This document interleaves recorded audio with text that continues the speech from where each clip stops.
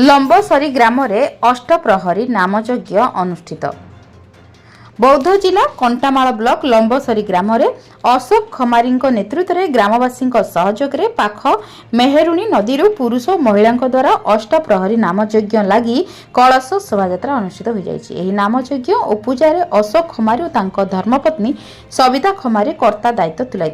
पूजक ऋषिकेश सामंतरा और जयचंद्र सामंतरा पूजा कार्य तुलाई।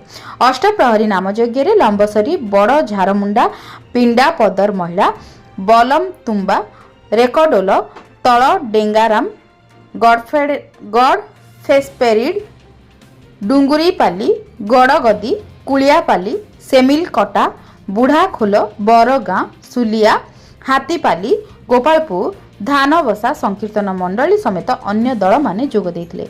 यज्ञ रे अंचलर बहु भक्त वृंद जोग देइथिले।